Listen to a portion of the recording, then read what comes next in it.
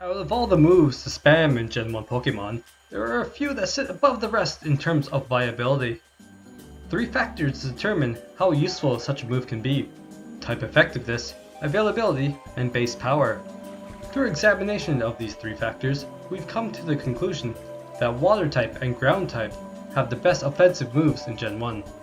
Let's take a closer look at the facts.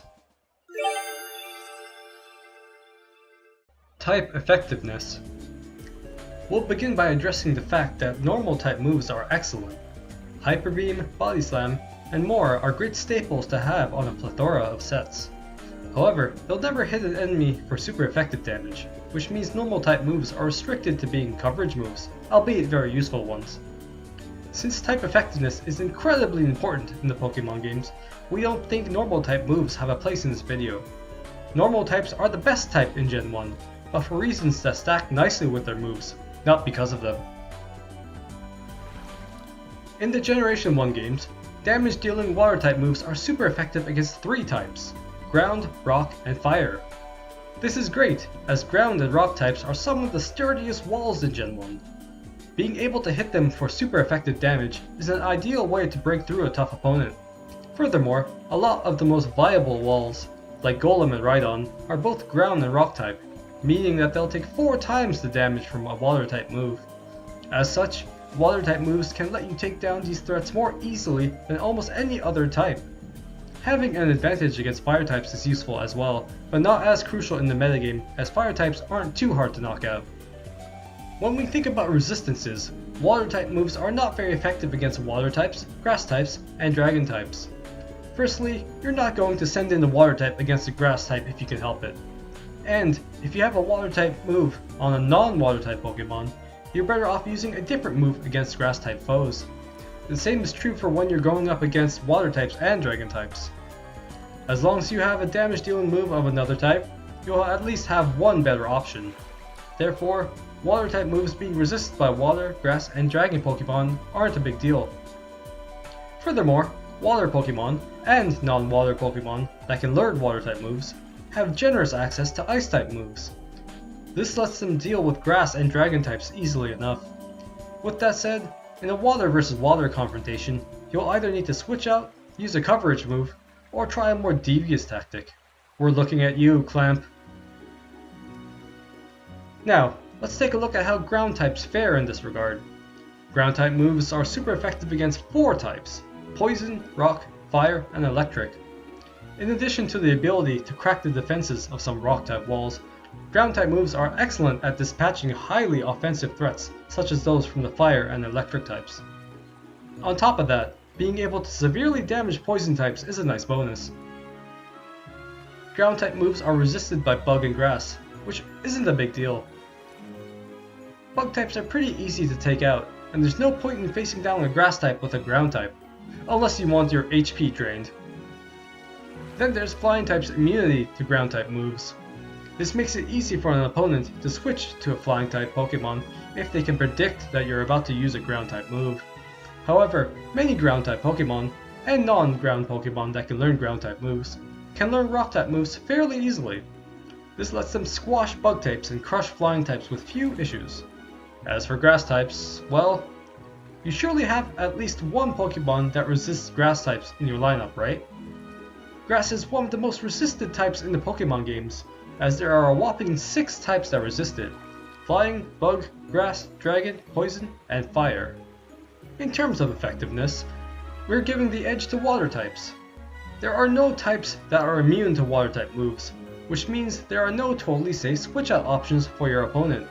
Furthermore, Water types and Pokemon that can learn Water type moves have easy access to Ice type moves, which covers their bad type matchups against Grass and Dragon Pokemon.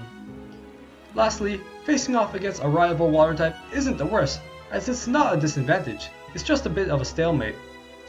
As for Ground types, Flying Pokemon being immune to Ground type moves means that your opponent will always have a safe option for switching. The only way around this is to predict the switch, and use a Rock type move on the incoming Flying type foe. However, predictions like this can go wrong if your opponent switches to something unexpected. Bug types aren't a big threat, as we've mentioned before. However, Grass types are the opposite for Ground type Pokemon. or a Pokemon that uses ground-type moves to deal damage. Availability. There are two moves in question that made us want to make this video in the first place: Surf and Earthquake. We are excluding Hydro Pump as it's the same as Surf, but with higher base power but lower accuracy. Reliably hitting your target is much more important than a bit more raw damage. Both Surf and Earthquake are very prevalent in the Gen 1 meta for reasons we'll discuss in the following part of this video. However, let's examine just how available each of these two moves are for the Gen 1 roster. Surf cannot be learned through leveling up by any Pokemon in Gen 1. However, it can be taught via HM03 to 24 different evolutionary lines, many of which aren't even water type. This makes Surf an excellent move to slap into any set if you're going for special offense. For example, imagine sending in your Golem to attack a Dragonite with Rock Slide, only for that Dragonite to knock you out before you can move with a single Surf. Like a pebble in the ocean.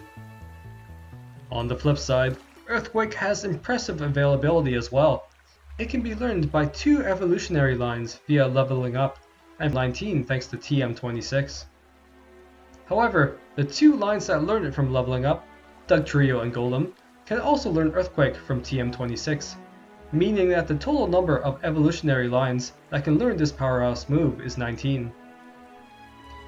Of particular note are the Pokemon that normally get walled by rock types being able to learn Earthquake, such as many normal types. If you got a Tauros on the battlefield but your opponent sends in a Rhydon, you'd normally have a hard time. However, a single Earthquake can let you demolish your adversary in this case. While 19 evolutionary lines are a high number when it comes to move accessibility, 24 is even more impressive. As such, we're giving the edge in this category to water types as well. The more you know, the farther you'll go. The numbers speak for themselves here. Base power. In Gen 1, Surf has 95 base power and 100% accuracy, meaning it can hit hard and meet its mark reliably every time. You know, unless evasion factors were in play. However, Earthquake is even stronger in that it has 100 base power and 100% accuracy. Keep in mind that if you're after more watery power, you can always swap out Surf for Hydro Pump, as the latter has 120 base power in Gen 1. With that said, we would not recommend that, as missing is far worse than dealing a bit less damage. Hydro Pump has 80% accuracy, so you'll miss 20% of the time in most situations. To be blunt, the difference of 5 base power is pretty negligible. What matters more is whether your foe has a high special stat or a high defense stat. Despite the closeness, we're giving the edge in this category to Earthquake, as it does hit a bit harder, albeit ever so slightly. Conclusion. After all of our research, we've determined that Surf is better than Earthquake in Gen 1. It was pretty close, however, when we factor in the greater effectiveness and availability of Surf, it's clear that it's overall better than Earthquake.